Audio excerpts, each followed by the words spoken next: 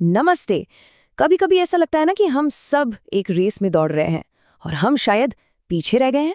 आज हम इसी कंपैरिजन ट्रैप के बारे में बात करेंगे कि आखिर ये होता क्या है और इससे बाहर कैसे निकलें। सोचिए, बस 5 मिनट के लिए फोन उठाया, स्क्रॉल करना शुरू ही किया था और बूम, किसी ने नया घर ले लिया। अगली पोस्ट, अरे वाह, किसी का प्रमोशन हो गया। फोटो में तो देखो कितनी बड़ी स्माइल है। थोड़ा और नीचे गए तो अरे, एक दोस्त ने तो अपना स्टार्टअप ही लॉन्च कर दिया। ऐसा लग रहा है बस अब दुनिया जीत ही लेगा। और ये देखिए, कोई है जो फिर से छुट्टियों पर है, वो भी एक और शानदार लोकेशन पर। और बस अचानक से जो अपनी लाइफ कल तक ठीक ठाक लग रही थी, वो एकदम से पीछे लगने लगती है। ऐसा लगता है जैसे हम कहीं पिछड़ गए हों। सवाल ये है कि ऐसा होता क्यों है। देखिए, अगर किसी को भी ऐसा महसूस होता है तो इसमें हैरानी की कोई बात नहीं। इसे कहते हैं कंपैरिजन ट्रैप या तुलना का जाल। और ये एक ऐसी आदत है जो हम इंसानों में बहुत गहरी है। साइकोलॉजिस्ट्स इसके लिए एक खास टर्म इस्तेमाल करते हैं, सोशल कंपैरिजन इफेक्ट। आसान भाषा में समझे तो ये हमारे दिमाग का एक नेचुरल तरीका है खुद को आंकने का।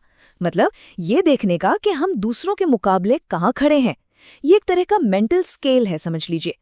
अब देखिए, कंपेयर करना कोई नई चीज नहीं है, ये तो हम इंसान हमेशा से करते आए हैं। लेकिन जो चीज आज बदल गई है वो है इसका स्केल, इसका पैमाना। सोचिए ना, पहले हम अपनी तुलना किससे करते थे? ज्यादा से ज्यादा ऑफिस के 10 लोग, 5 पड़ोसी या 3-4 कजिन्स, बस।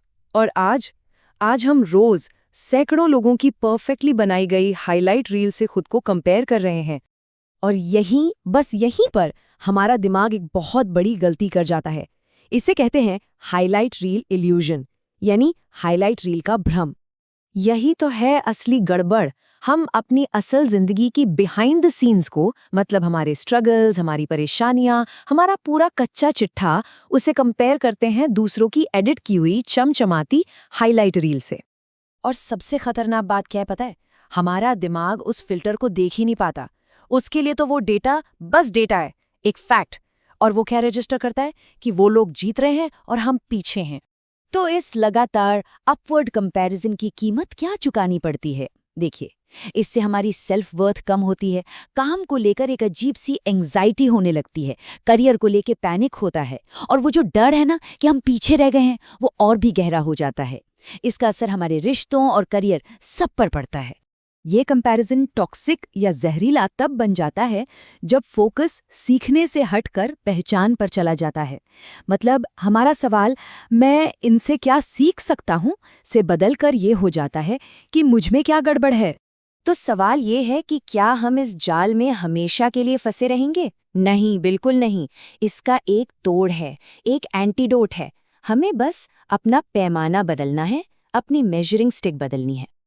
और इसका सल्यूशन ये नहीं है कि कंपेयर करना ही बंद कर दें, वो तो प्रैक्टिकली इम्पॉसिबल है। असली सल्यूशन ये है कि हम ये बदल दें कि हम कंपेयर किस से कर रहे हैं। तरीका ये है कि हम अपने रेफरेंस पॉइंट को बदलें। दूसरों को देखने के बजाय सिर्फ एक इंसान से कंपेयर करें, वो है हमारा खुद का पास सेल्फ। ये देखने के लिए कि हम कल से आज कितना आगे आए हैं। दूसरा, कंपेयर करें अपनी खुद की वैल्यूज से। क्या हम उस रास्ते पर हैं जो हमारे लिए सच में मायने रखता है? और तीसरा, अपनी स्पीड को पहचानें। हर किसी का सफ़र, हर किसी की रफ्तार अलग होती है। और जब हम ऐसा करते हैं ना, तो हम अगल बगल झांकना बंद कर देते हैं और सीधा आगे बढ़ना शुरू करते हैं। और असली प्रोग्रेस तो यही है। एक मिनट, इसका मतलब ये बिल्कुल नहीं है कि एम्बिशन रखना गलत है। नहीं, इसका मतलब बस ये है कि हम अपने एम्बिशन को एक हेल्दी डायरेक्शन दें, दूसरों को हराने की होड़ से हटकर खुद को बेहतर बनाने की तरफ। हमेशा याद रखें, जिंदगी कोई लीडर बोर्ड नहीं है, और जितना ज्यादा हम साइड में स्क्रॉल करते रहेंगे ना, आगे बढ़ना उतना ही मुश्किल होता जाएगा।